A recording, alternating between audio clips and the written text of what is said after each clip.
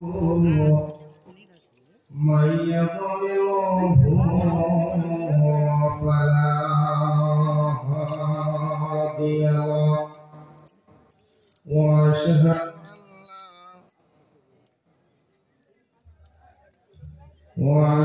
أن لا إله إلا الله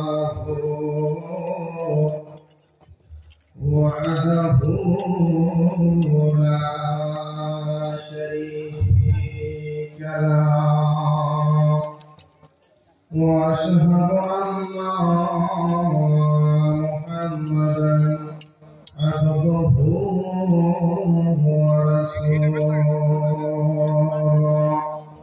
أما بعد فأعوذ بالله من الشيطان الرجيم بسم الله الرحمن الرحيم يا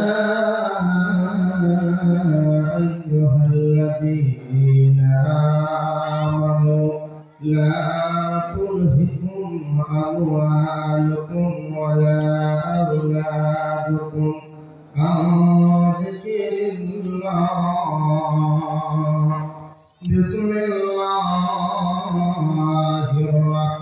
الرحمن الرحيم يا أيها الذين آمنوا ادخلوا في السلم كافة ولا تتبعوا خطوات الشيطان إنه لكم عدو مبين بسم الله الرحمن الرحيم غير المغضوب عليهم ولا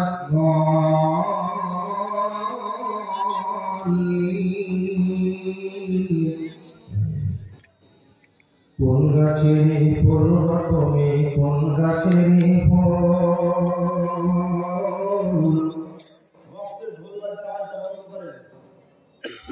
কোন গাছের ফুল তুমি কোন গাছের ফুল মায়া মিনার গলে তুমি মুহাম্মদ রাসূল কোন গাছের ফুল তুমি কোন গাছের ফুল মায়া মিনার গলে তুমি মুহাম্মদ রাসূল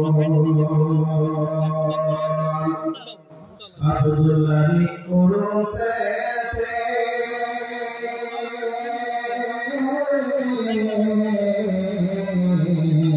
malam yaraseke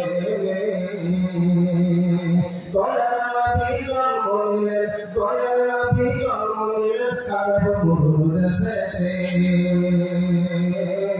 Kundachari purgotome kundachari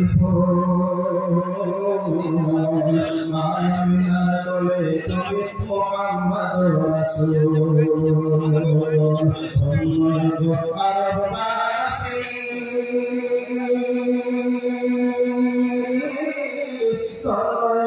আরববাসী মদিনাবাসী আল্লাহ শ্রেষ্ঠ দেখা কোন গাছের ফুল তুমি কোন গাছের ফুল মায়া মিনার তলে তুমি মুহাম্মদ রাসূল আব্দুল্লাহ উরসে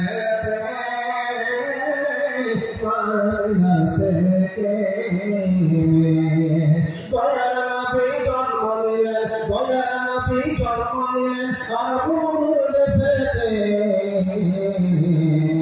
আর দেশেতে কোন গাছেরই ফুল গো তুমি কোন গাছেরই ফুল মায়া মিলার কোলে তুমি মুহাম্মদ রাসূল মায়া মিলার কোলে তুমি মুহাম্মদ রাসূল। প্রশংসা যাবতীয় গুণগান আল্লাহ তাবারক ওয়া তাআলার জন্য, যিনি আমাদেরকে আজকে এই জালসায় ইসলামী দ্বীনি আলোচনা শোনার তৌফিক ইনায়াত করেছেন। আমরা তার শুকরিয়া জ্ঞাপন করি আলহামদুলিল্লাহ। তার ফয়সাল করে শিরোমণি আমি মুহাম্মদ রাসূলুল্লাহ সাল্লাল্লাহু আলাইহি ওয়াসাল্লাম তার উপর অগণন দরুদ ও সালাম অবতীর্ণ হোক, আল্লাহুম্মা আমিন। আমি যে আপনাদের সামনে পবিত্র কোরআন থেকে একটি আয়াত পড়েছি, সেই আয়াতের সামনে রেখে আজকে বক্তব্য রাখবো। আজকের বিষয় হচ্ছে শয়তান ঈমানের দুশমন। আমি আপনাদের সামনে কতটুকু বলবো, আল্লাহ সুবহানাহু ওয়া তাআলা আমাকে যতটুকু বলাবেন ততটুকু বলবো ইনশাআল্লাহ। আমি আমার ভূমিকা থেকে তাড়াতাড়ি ভুলে যাচ্ছি, আমার বিষয় নিয়ে তাড়াতাড়ি আলোচনা দিচ্ছি, কারণ আমার সংক্ষিপ্ত সময় আলোচনা হবে ইনশাআল্লাহ। সাউন্ডটা ঠিক করেন, বাড়িতে পট পট পট পট করে বাড়ি খাচ্ছে, মনে হচ্ছে ভূতেরকে কিল মারছে। তো আমি আপনাদের একটা কথা বলতে চাইছি, আমার কথাটা ভালো করে শ্রবণ করার চেষ্টা করবেন। আচ্ছা ভাই, আপনারা ভুট্টা চাষ করেন তো? ভুট্টা দিয়ে চাষ করছি বক্তব্যটা। ভুট্টা চাষ করেন কি করেন না? আপনি একদিকে ভুট্টা চাষ করেছেন, এক মাটার কম করেছেন, কম করার পর সেটা আপনি বসে আছেন, সংক্ষিপ্ত দিচ্ছি, সেখানে বসে থাকার পরে আপনার একটা বাঘ ওখান থেকে ফলো করছে, একে খাবো আমি।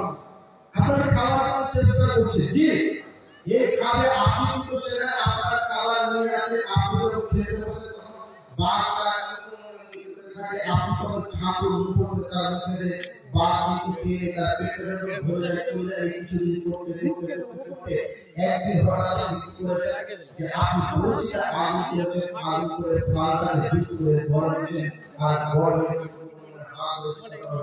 করে ফেলে দিয়েছেন, আর বাঘ খাবার বাঘের পালাতে শয়তান আপনার তেমন মহা করে বসে আছে।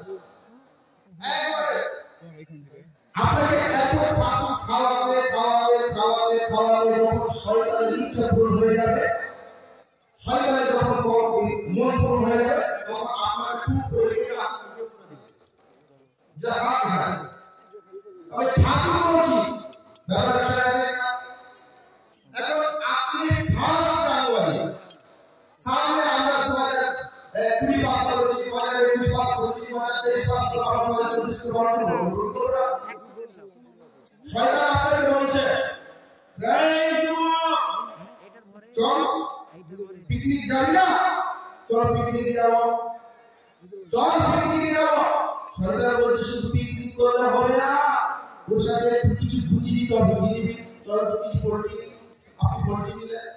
তারপরে শয়তান বলছে শুন, এটাও দিতে হবে না, চল আর একটু বুঝিয়ে দে। কি করতে বলছে? আর একটু বুঝিয়ে দে, চল দিন ভাড়া করে, সাউন্ড সিস্টেম ভাড়া করে দিই, চল আমরা একটু ফরেস্টে পিকনিক করে আসি। ধাবা টাবা দিয়ে আমরা পিকনিক করলাম। এটা আপনারা কার পরামর্শ করলেন? কার পরামর্শ করলেন?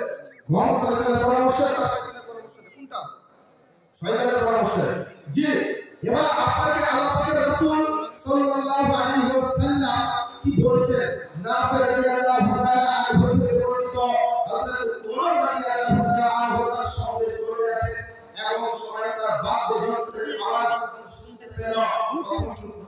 হযরত ওমর রাদিয়াল্লাহু তাআলা আনহু তার দুই মিনারে আঙ্গুল ধরে দিয়ে এবার থেকে শুরু করলো, কিছু দূর যাওয়ার পর বলছে, নাফি এই বাদ্যযন্ত্রটি আওয়াজ আসছে, এই আওয়াজ কি তুমি শুনতে পাচ্ছ? বলছে না, শুনতে পাই না।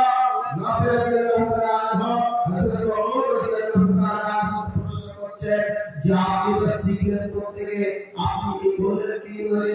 হযরত ওমর রাদিয়াল্লাহু তাআলা আনহু বলছেন, নবী মুহাম্মদ সাল্লাল্লাহু আলাইহি ওয়াসাল্লাম আমি মুহাম্মদ সাল্লাল্লাহু আলাইহি ওয়াসাল্লামের সঙ্গে এরকম তুমি যেমন আমার সঙ্গে আছো, আমি যখন মুহাম্মদ সাল্লাল্লাহু আলাইহি ওয়াসাল্লামের সঙ্গে যাচ্ছিলাম, এমন সময় যখন বাদ্যযন্ত্রের আওয়াজ পেলাম, গানের আওয়াজ পেলাম, তখন যেন নবী মুহাম্মদ সাল্লাল্লাহু আলাইহি ওয়াসাল্লাম তার কানে আঙুল ঢুকিয়ে দিলেন।